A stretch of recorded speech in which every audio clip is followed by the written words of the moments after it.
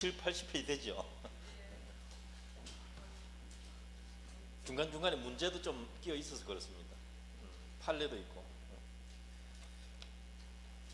그래서 제가 지적해 드리는 부분을 꼭 복습하시기 바랍니다. 민법은 1차 과목이고요. 그 다음에 40문제 나옵니다. 우리가 어디로 봐야 되는가 하면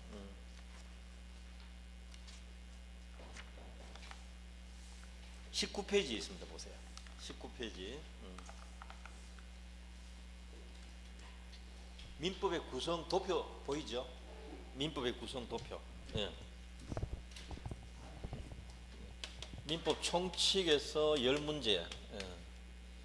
물권법은 몇 문제 나옵니까? 14문제. 예. 이 정도는 기본으로 알고 있어야 되고, 계약법은요, 계약법 쪽에서는 10문제 됩니다. 10문제. 예. 그 다음에 민사특별법이라 해서 민특이라 간단히 줄여서 6문제 나옵니다. 법은 5개인데요 6문제 나오거든요.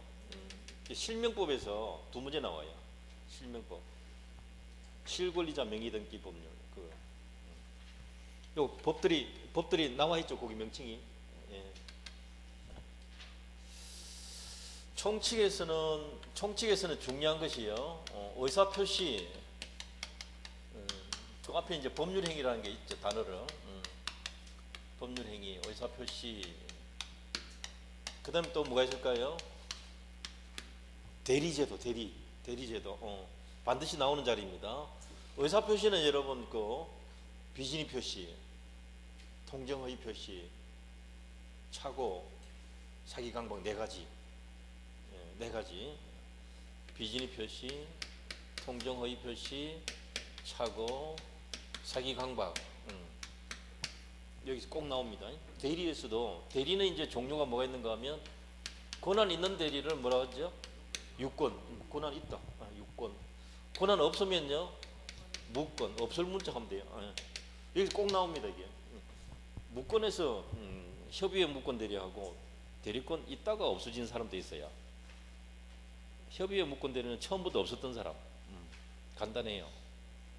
있었는데 없어진 상태에서 또 대리 행위를 하는 그런 경우도 가끔 있기 때문에, 그런 경우는 표현 대리, 권한 넘는 것, 이런 것도 표현 대리. 시험 반드시 나오고요.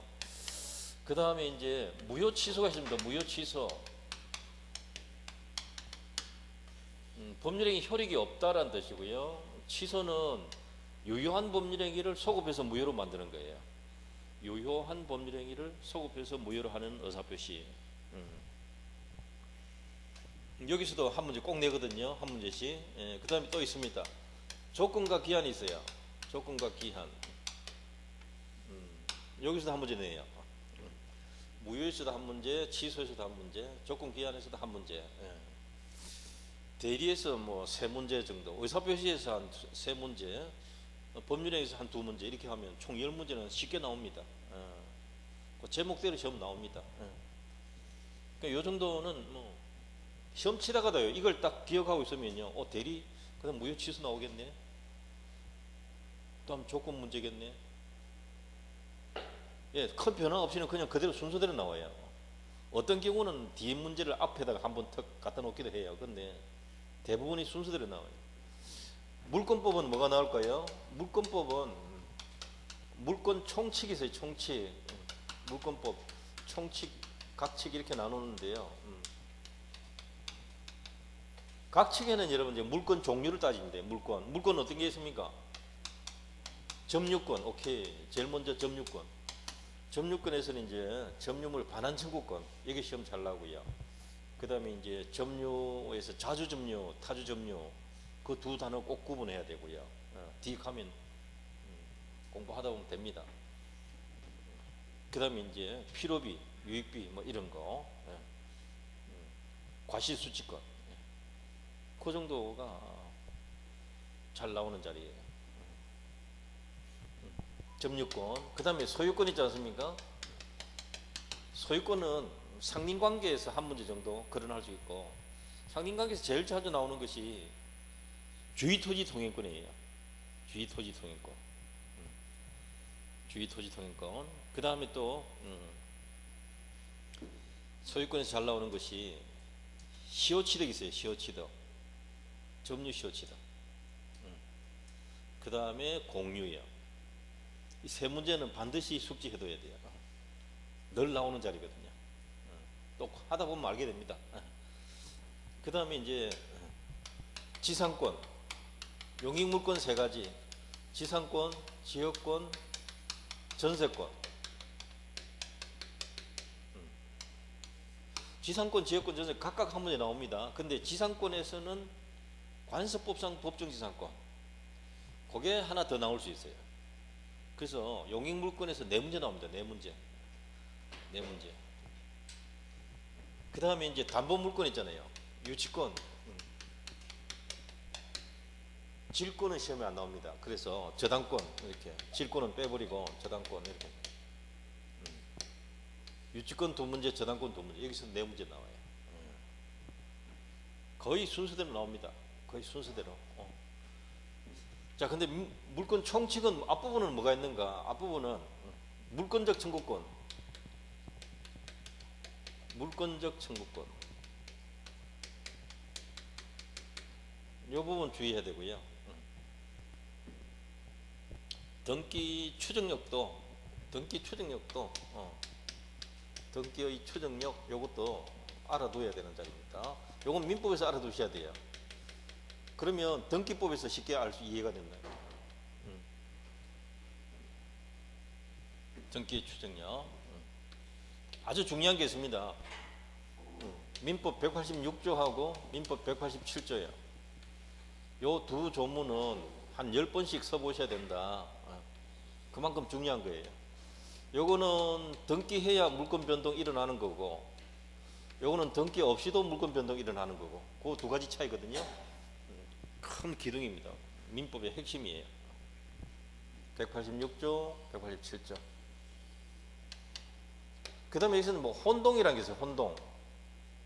혼동은 물권 취득하는 게 아니고 물권이 소멸하는 경우예요. 취득 쪽이 아니고 소멸 쪽이다. 혼동. 요거 가끔 시험에 나와요. 소유권에서는 뭐가 나오는가 하면 상린관계는 특히 주의토지 통행권이 제일 시험 많이 나오고요. 그 다음에 이제 시효취득, 그 중에서도 점유 시효취득이 잘 나오죠. 시효취득, 공유,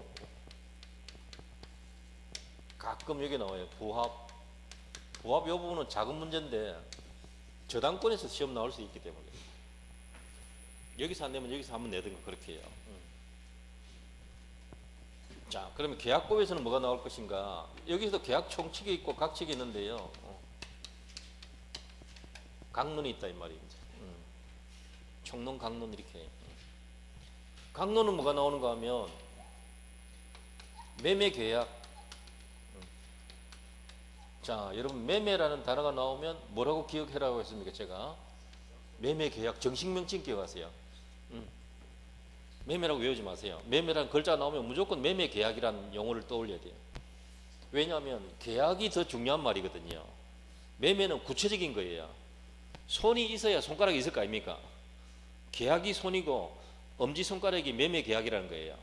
그 종류가 다른 거죠. 교환 계약, 임대차 계약 이해되죠? 그 다음에 이제 교환 계약, 임대차 계약, 이 세 가지가 출제 대상이거든요. 물론 이거와 비슷한 것이 또 있긴 합니다만은 주로 이거 시험 냅니다. 세 가지를. 여기서 반드시 시험 내고요. 총칙에서는 뭐가 나오는가?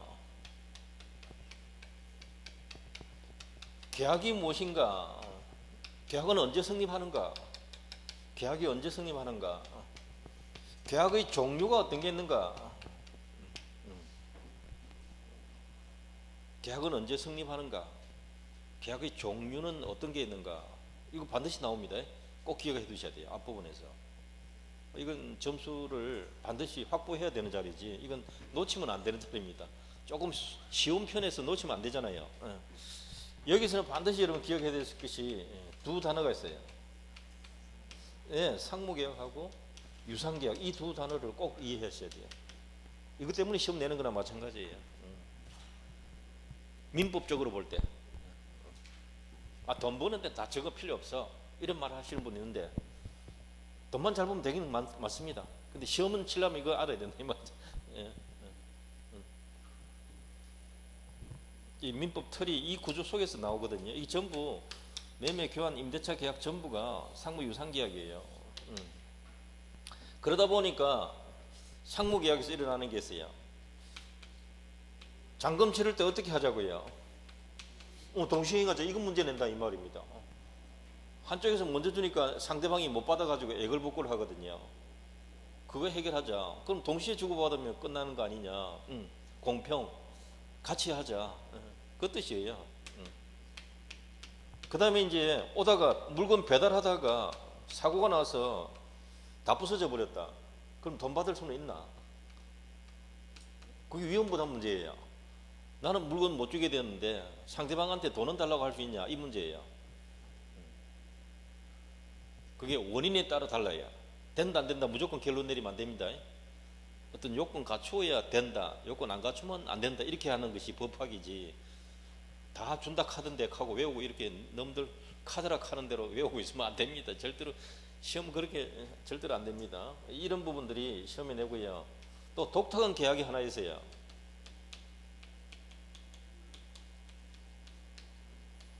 제3자를 위한 계약. 명칭 기억은 납니까? 자, 대금 준다 해놓고 약속날 어기면 그게 뭐가 됩니까? 중도금이나 잔금 날짜를 매수인이 어기면 그건 뭐라 해요? 그 사람이 어겼습니다.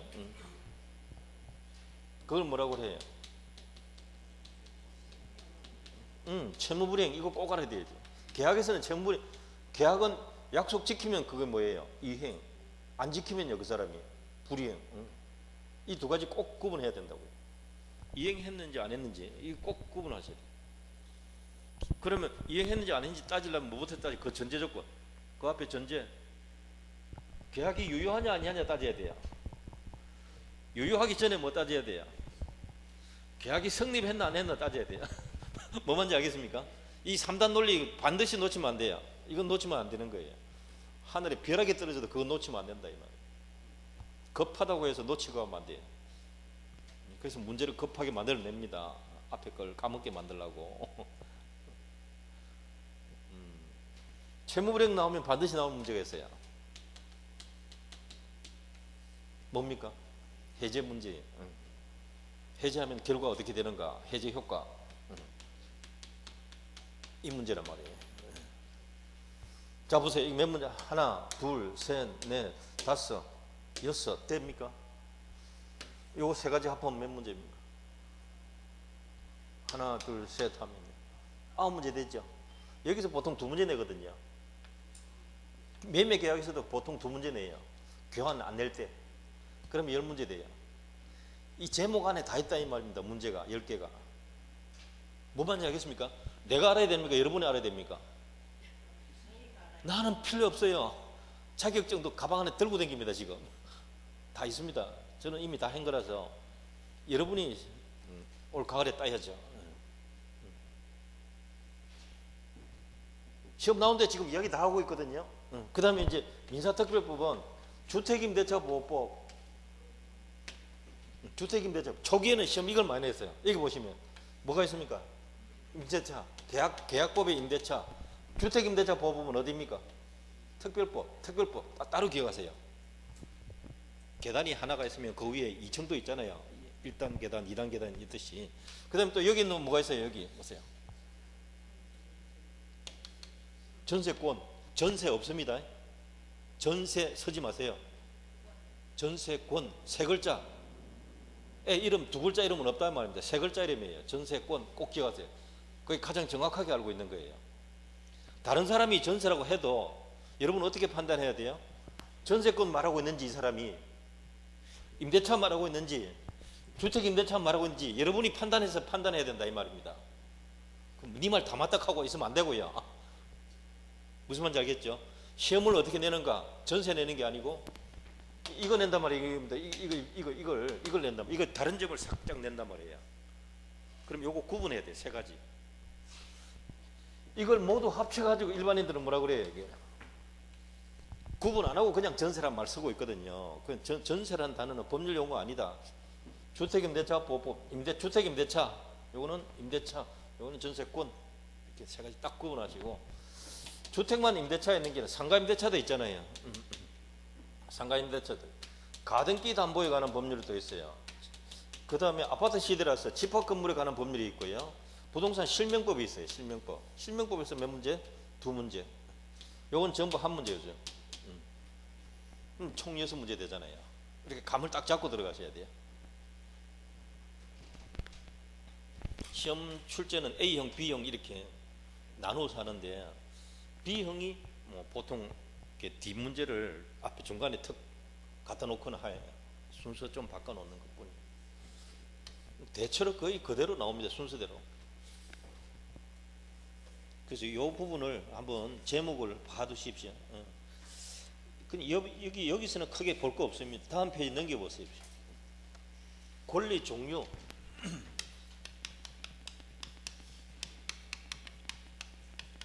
권리 종류 보시면 1번 권리 종류 옆에다가요 갈로 해가지고 이렇게 권리 종류 옆에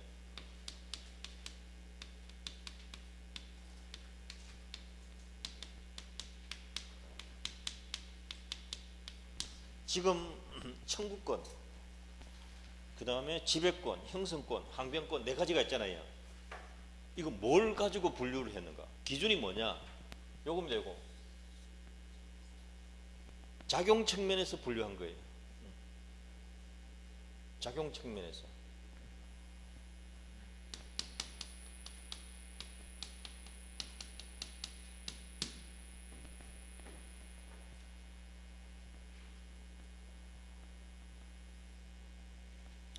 청구권이라는 것은 청구, 다른 말로 하면 요구 뜻이에요. 요구.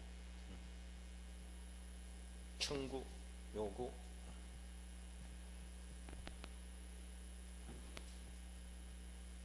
대표적인 권리가 채권인데요. 채권이 무슨 뜻이냐? 채권. 채권자가 누구에게 채권이란 채권자가 채무자에게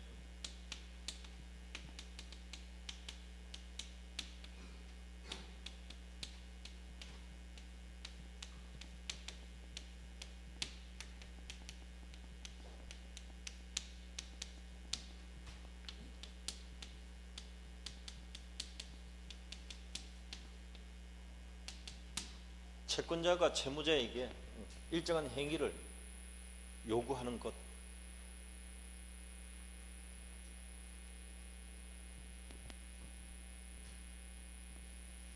여러분 책에는 개념에 채권자가 채무자에게 약속한 겁부를 청구하는 권리 하잖아요. 그 첫째 줄 하나. 그게 제일 중요한 겁니다. 그럼 여러분 꼭 기억하실 것이 그 사례 1번, 2번 적어놨잖아요. 사례 2번을 꼭 외우셔야 된다. 사례 2번. 지금 보세요. 아파트 매매에서 잔금 지급한 매수인이 잔금을 지급한 매수인이 매도인에게 아파트 소유권 이전 등기 절차에 협력해 달라고 하는 권리. 자, 이게 뭡니까?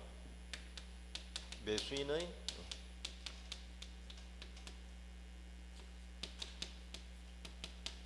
소유권 이전 등기 청구권. 이해되시나요? 잔금 줬으면 매수인은 뭘 요구한다고요? 소유권 넘겨달라고 요구하잖아요. 자, 이게 뭐라고요? 매수인의 채권이다. 채권이 꼭 돈 달라는 겁니까? 1번은 돈 빌려주고 돈 갚으라는 그게 채권 맞아요. 근데 이 사례 2번을 기억하시는 것은 소유권 넘겨달라 이렇게 요구하는 것도 채권이다 이 말입니다. 요구하는 게 채권이다. 그 앞에 뭘 요구하는가 그거는 계약 내용에 따라 다 다릅니다. 그죠? 계약 내용에 따라 다르다. 그 계약 내용을 겁부라고 겁부 또는 다른 말로 하면 이행, 이 단어를 외우셔야 돼요. 이행이란 단어하고 겁부란 단어를 외우셔야 돼요. 그래야 시험 문제 나오면 이행은 묻고 겁부는 묻고 하고 있으면 됩니까 안 됩니까? 그게 그건데 같은 건데 그걸 모르면 안 된다 이 말입니다. 절대로 그 용어를 익혀야 돼요. 좀 아파트 매매니까 매수인이 매도인에게 요구하는 거는 종국적으로 소유권 넘겨달라는 거죠. 그 반대로 매도인은 매수인에게 뭘 요구합니까? 대금 달라는 거죠. 대금 약속 날짜에 대금 달라는 거죠. 대금 청구권. 요거는 등기 청구권. 이건 매도인은 대금 청구권. 요거는 매도인의 채권이잖아요.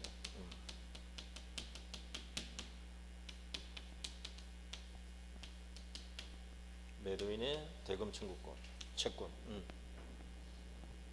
상대방은 그렇게 해줘야 된다. 그거는 채무. 해줘야만 하는 것, 그건 뭐라 한다고요? 채무. 하위하는 것, 채무, 의무, 채무. 같은 단어입니다. 꼭 기억하셔야 됩니다. 이 청구권은 요구하는 겁니다. 요구하는 것. 그 중에 가장 대표적인 것이 채권이에요. 청구권 속에 가장 대표적인 것이 채권이다. 아들 3명 있는데 가장 잘난 놈이 누구다? 가장 이쁜 놈이 누구다? 예를 들어서 막내다. 이해됩니까? 그럼 청구권이 큰 개념일까요? 채권이 큰 개념일까요? 청구권이 개념이 커요. 자, 청구권에는 요구하는 것인데요. 요구할 수 있는 권리. 요구할 수 있는 권리. 요구할 수 있는 권리 크게 세 가지가 있어요. 이게 이제 물권적 청구권. 그럼 밭에 가보니까, 내 밭에 가보니까 누군가가 온막 짓고 농사 짓고 있더라. 주인이 뭐라고 하겠습니까? 당신 누굽니까? 내 땅입니다. 비키세요. 다음 주까지 철거하세요. 그게 뭐예요? 그게 소유권에 근거해서 물권적 청구권. 비켜라. 간단한 거예요. 그게 그거란 말이에요. 그렇게 생각하지 마세요. 다만 이 사람이 뭘 가지고 요구하는가? 뭘 가지고 요구했습니까? 소유권 가지고 요구했잖아요. 그러니까 소유권이 물권이니까 물권적 청구권. 오케이. 그걸 기억하셔야 돼요. 그걸 공부하셔야 된단 말입니다. 내 스토리를 기억하라는 게 아니라 소유권에 근거해서 요구하고 있거나 그걸 뭐라고 한다고요? 물권적 청구권. 자, 여기 보세요. 매수인이 매도인에게 등기 넘겨달라. 이거는 뭐라고 그랬어요? 매매 계약에 근거한 거니까. 매매 계약이 채권이거든요. 채권적 청구권. 부부간에는 뭐 할 청구권이 있다? 서로 먹여 살리자는 부양 청구권. 서로 요구할 수 있어요. 서로. 신분이 있어야 돼. 이거는. 이거 신분적 청구권. 신분상의 청구권이에요. 요거는 시험 출제 대상이 아니에요. 부동산 아니라서. 그러니까 뭘로 주로 내겠습니까? 1번, 2번 낸단 말입니다. 요거는 물권편에서 내고요. 물권편 여기 있잖아요. 보세요. 물권적 청구권 제가 처음에 적어놨잖아요. 내 땅에서 비키시오. 이 부분 내는 거고. 내 땅이니까 집 철거하시오. 이런 것. 사례가 꼭 나옵니다. 그 부분하고. 채권적 청구는 지금 뭐예요? 이거 보세요. 매수인의 등기 청구권. 이게 핵심이란 말이에요. 두 가지가. 자, 청구권은 채권적 청구권, 물권적 청구권. 이렇게 일단 기억해 두세요. 그 중에 채권적 청구권을 뭐라 한다고요? 요걸 뭐라 한다? 요걸 채권이라 그래요. 그럼 청구권의 개념이 큽니까? 채권의 개념이 큽니까? 청구권의 개념이 커요. 그걸 기억하세요. 그래서 시험을 이렇게 낸 적이 있단 말입니다. 채권은 청구권이다.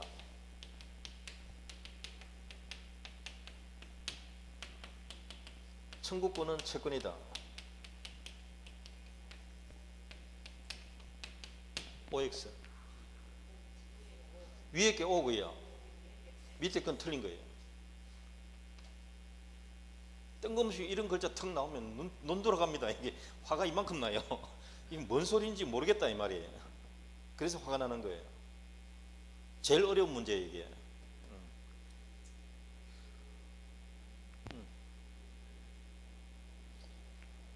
여기까지 와서 이걸 시험 내는 거예요. 이게 이제 이해되시죠? 자기 땅이니까 갑 토지에 을이 무단으로 건물 신축했다. 무단 신축. 갑 소유 토지다. 뭘 요구합니까? 철거 요구할 수 있잖아요. 이게 이제 소유권에 근거한 물권적 청구권이다. 주로 이거 시험 내고요. 이거는 물권편에서 내고. 그래서 이 부분은 계약법에서 잘 내요. 계약법. 그런데 맨 앞에 시험 내죠. 41번이나 42번쯤에서 시험 나올 수도 있다. 왜? 우리 여기 보시면 권리 종류의 민법 첫 페이지 나오잖아요. 그래서 그래요. 자, 청구권 요거 꼭 기억해 두시고, 그 다음에 오른쪽에 보세요. 물권이라고 되어 있는데 물권이란 말보다도 지배권 그냥 그대로 기억하셔야 돼요. 지배권 안에 물권이 있어요. 지배권 개념이 넓어요.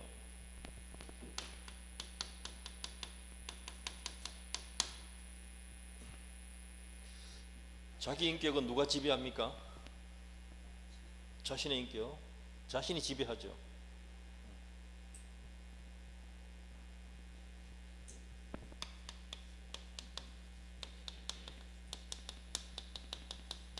여러분 노래방에 가서 노래 부르면 누구한테 돈 들어갑니까? 노래방에서 노래 부르면 노래방에서 그 돈 주는 거 압니까, 여러분? 가수에게 작가에게 돈 주는 거 압니까? 네, 거기 저작권료예요, 저작권.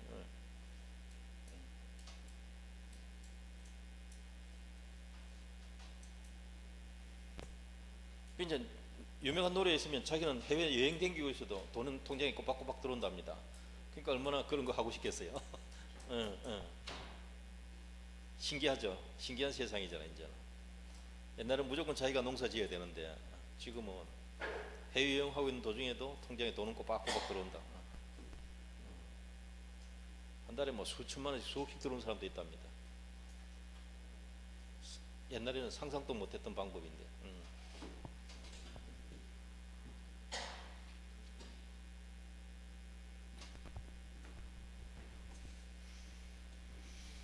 그 중에 이제 대표적인 지금 물건인데요. 1번에 보세요. 개념에 물건을 배타적으로 지배할 수 있는 권리 되시나요?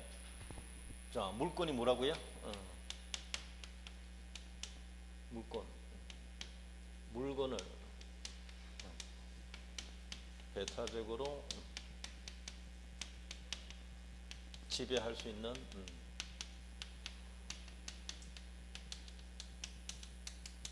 권리다. 이렇게 간단하게 말하면 요거 맞습니다. 물건이 대상이고요. 다른 사람 간섭 없이 자기가 지배하겠다 이 말이에요. 타인의 지배를 배척한다 이 뜻이. 배타적 지배권. 배척한다. 타인의 지배를 배척한다 이 뜻이에요. 간섭하지 마세요. 내가 지배할 거니까. 이런 권리다 이 말이죠. 지배권.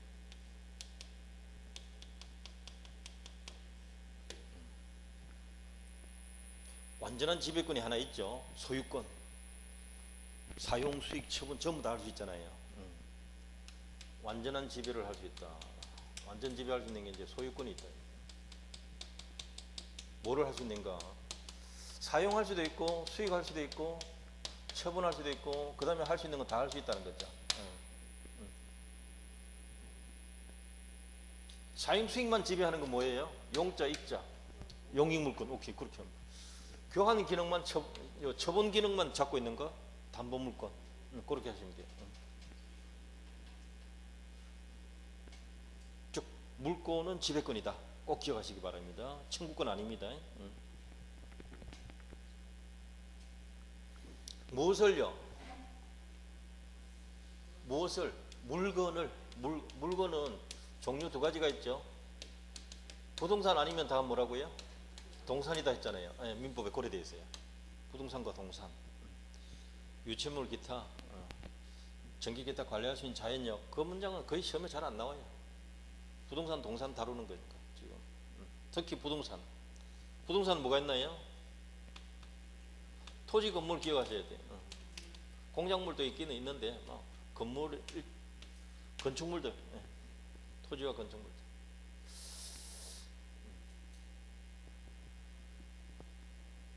배타적 지배권, 이게 아주 중요합니다. 배타적 지배권, 배타적 지배권이다. 물권이 뭐라고요? 배타적 지배권이다. 꼭 기억하세요. 네, 배타적 지배권. 물권, 배타적 지배권. 자기가 한다는 정도는 기억해야 돼요. 자기 나름대로 공부를 해야 된다. 배타적 지배권. 그래서 채권하고 다르다. 채권은 청구권, 물권은 배타적 지배권. 어쨌든 이 채권하고 물권은 재산권이라서 양도가 됩니다. 그 다음에 세 번째 형성권입니다. 형성권. 형성권.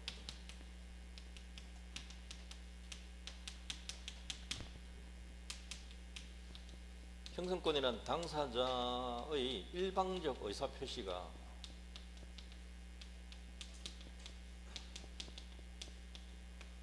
일방적 의사표시가 도달되면 그 효력이 생기는 것.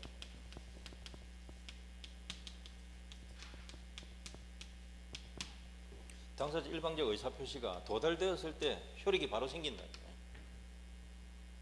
일방적 의사표시, 도달, 효력 발생. 일방적 의사표시, 도달, 효력 발생 세 가지 요소. 상대방의 동의가 있습니까? 상대방이 거절할 수 있습니까? 아무 필요 없습니다. 그게 시험 잘 나온단 말입니다. 여기서 시험 제일 많은 거 이거 형성권이에요.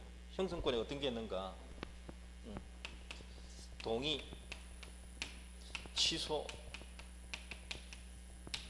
추인, 해제, 해지,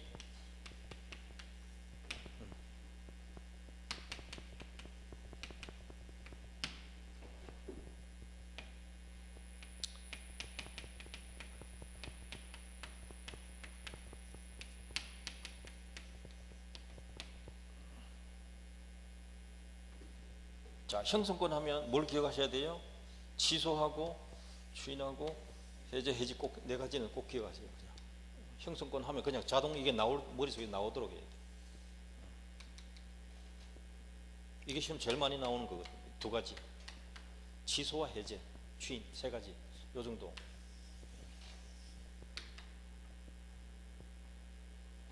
도달되면 효력이 생긴다. 그 다음에 또 독특한 게 있어요. 가끔 시험에 나오는 게 있어요. 뭐가 있는가 하면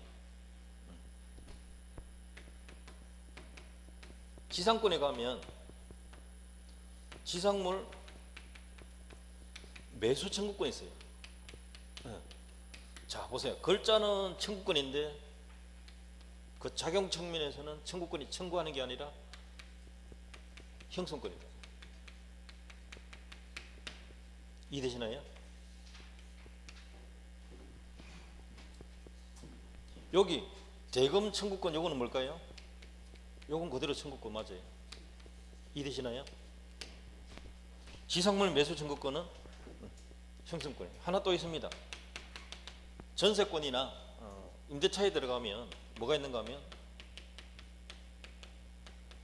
부속물 매수 청구권이 있어요. 요 두 개가 시험 잘 나와요. 요것도 청구권이라고 되어 있는데 형성권이란 말이에요. 요 두 개는 시험 잘 나오는 자리입니다. 임대차에서 잘 나와요. 토지 임대차에서 나오기도 하고 건물 임대차에서 나오기도 하고 지상권, 전세권 요 둘 다가 인정되는 곳은 임대차. 그것도 시험 냈거든.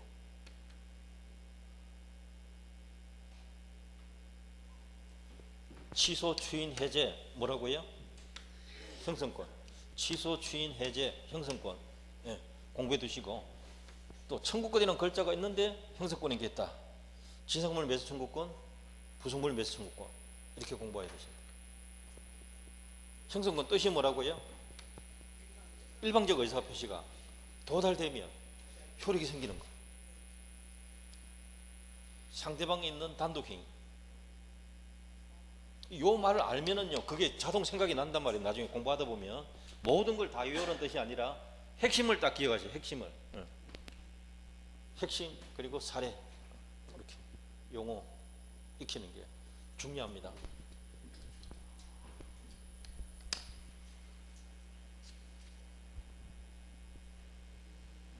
특징을 참고해도 되고요. 사례 1에 보면 그 취소권, 해제권 두 가지가 적혀 있네요.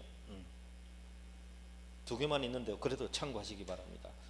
항변권입니다. 상대방의 요구를 거부하고 버틸 수 있는 권리다. 이렇게 조금 풀어놨는데요. 항변권은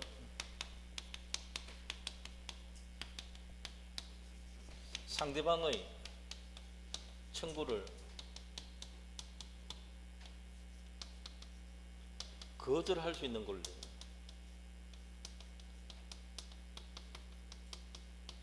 상대방의 청구를 거절할 수 있는 권리. 상대방이 요구합니다. 그걸 거절할 수 있다 이 말이에요. 항변권.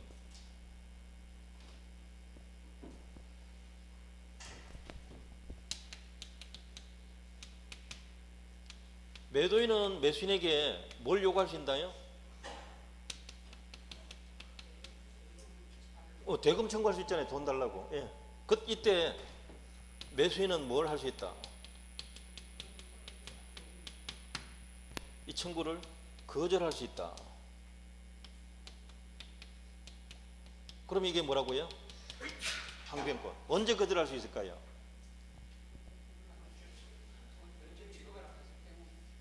네? 아니, 지금 바뀌었어요. 지금 매도인이 돈 달라고 그랬어요. 매도인이 돈 달라고 그랬어요. 근데 매수인이 거절할 수 있다 그랬잖아요. 언제 거절할 수 있어요? 매도인이 돈 달라고 그랬어요.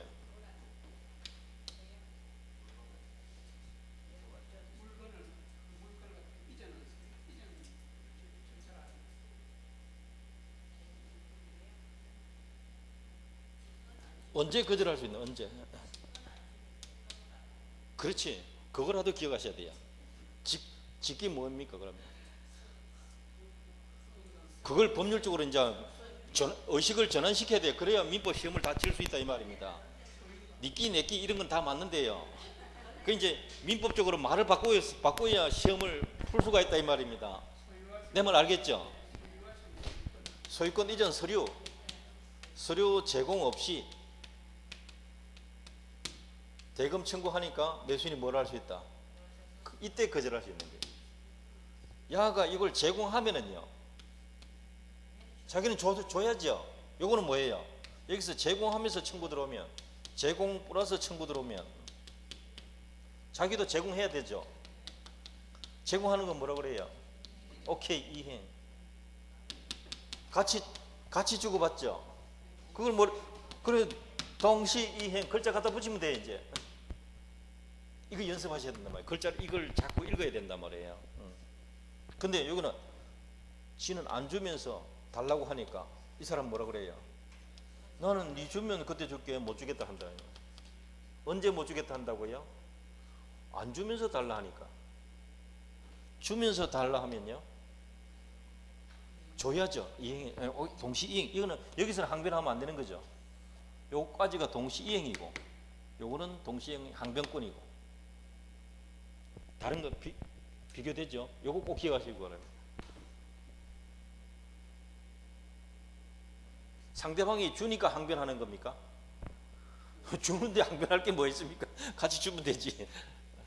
안 주면서 달라고 하니까 이 사람 뭐라고 그래요? 너 주면 나도 줄게. 그러면서 그때까지 못 준다. 항변하는 거예요.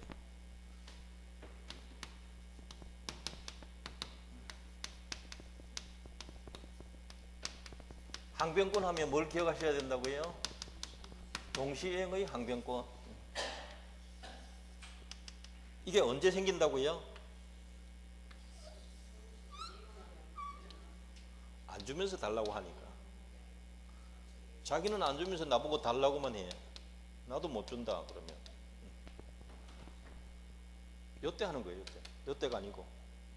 제공하면서 달라고 할 때는 항변하는 게 아니라 같이 제공해야 되거든. 구분됐죠? 이걸 꼭 염두에 두고 있어야 돼요. 이거 왜 인정할까요?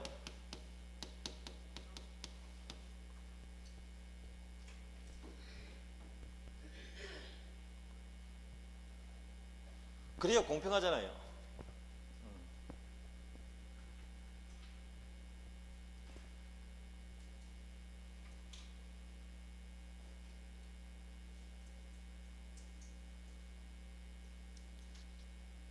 공평.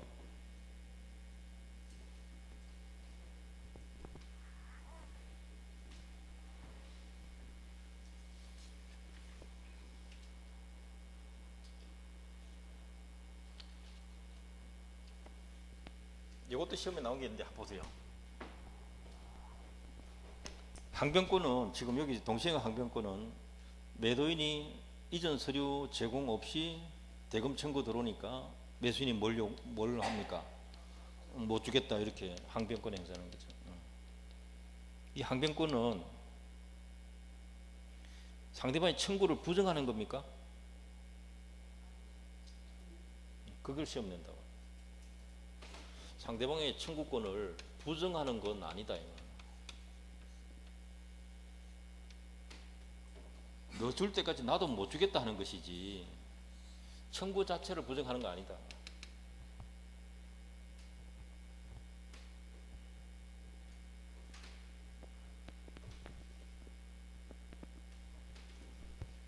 자, 권리 종류가 몇 가지 있습니까? 첫째 뭡니까?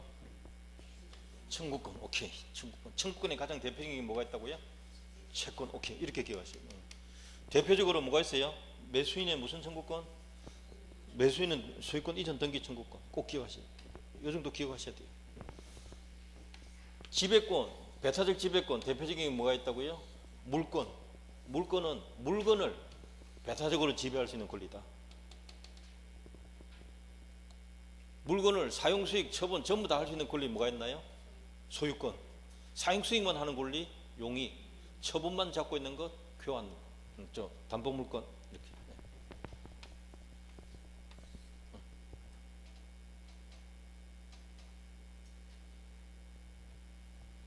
자, 형성권이 있습니다. 의사표시가 상대방에게 도달되는 순간 효력이 생기는 것 형성권. 어떤 게 있나요?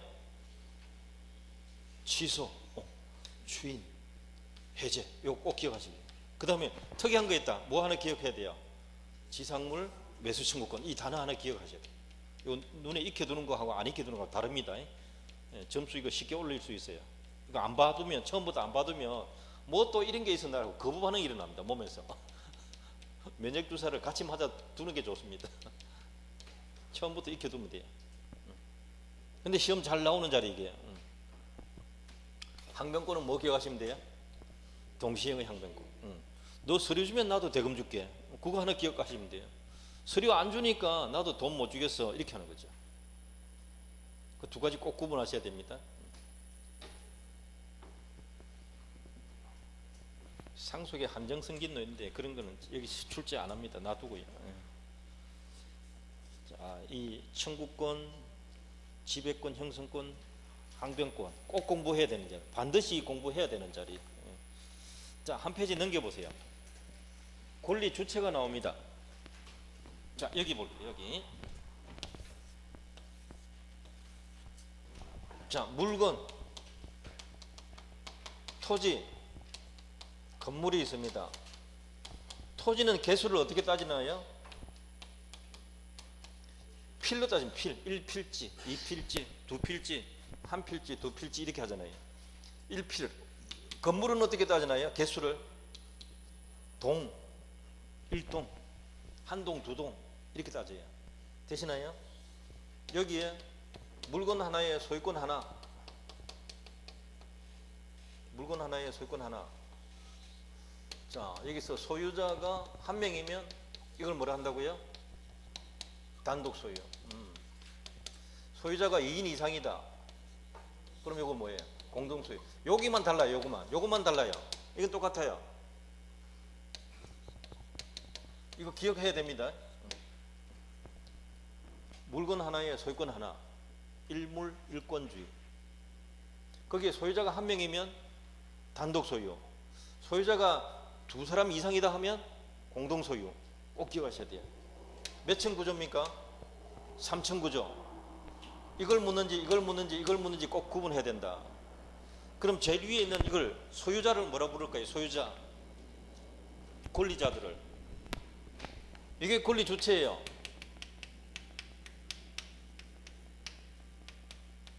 권리 주체 누굴까요? 사람이에요. 사람. 자연인, 법인 두 가지가 있는데 법인은 시험 안 나오니까 자연인 하나만 기억하시면 돼요. 사람. 그 다음에 소유권은 권리의 종류, 소유권의 대상, 물건, 권리의 객체. 물건이 뭐라고요? 권리 객체. 소유권은요? 권리 종류. 사람은요? 권리 주체. 이 용어를 익혀야 됩니다.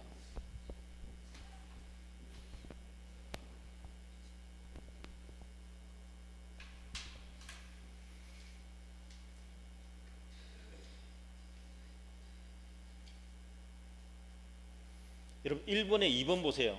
자연인은 생존하는 동안 권리와 의무의 주체가 된다. 찾았나요? 그게 권리 능력이라는 거예요. 권리 능력. 법인도 설립 등기하면 권리 주체가 됩니다. 그 다음에 비법인 사단이 4번에 비법인 사단. 4번에 비법인 사단. 제일 끝에 보시면 종중 교회 찾았나요? 예. 종중하고 교회를 언더라인 해두세요. 그러면 종중재산은 누구 겁니까? 산이 만평이 있다. 종중원 소유입니다. 종중원 전원 소유입니다. 그걸 총유라고 그래요. 총유. 그러니까 종중 밑에다가 총유. 총유.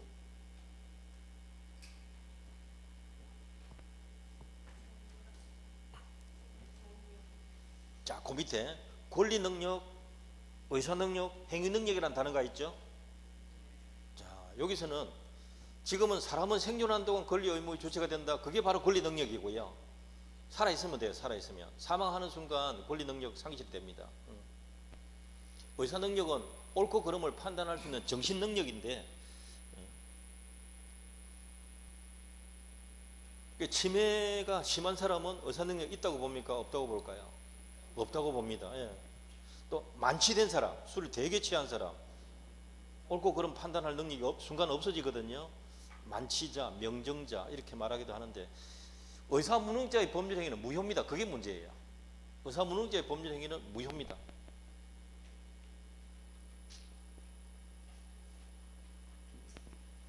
그 다음에 행위 능력. 법률 행위를 유효하게 단독으로 할 수 있는 능력, 요건 하나 기억하세요. 법률 행위를 단독으로 유효하게 할 수 있는 능력을 뭐라 한다고요? 행위 능력. 지금 여러분은 다 행위 능력자입니다. 그 다음에 제한 능력자 나오셔서 세 가지가 있어요. 제한 능력자, 미성년자, 그 다음에 오른쪽에 보시면 피성년 후견인, 피한정 후견인 두 가지 또 나와 있거든요. 피성년 후견인, 피한정 후견인. 사실은 요 뒤에 두 개는 시험에 잘 안 나옵니다. 중개사 쪽에서는. 미성자 하나 위주로 잘 내요. 미성자는 몇 세 이하? 몇 세 미만? 19세 미만.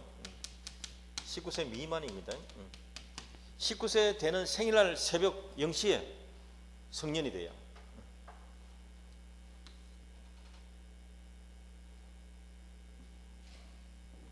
중개사 시험에서 미성자 시험이 가끔 나와요.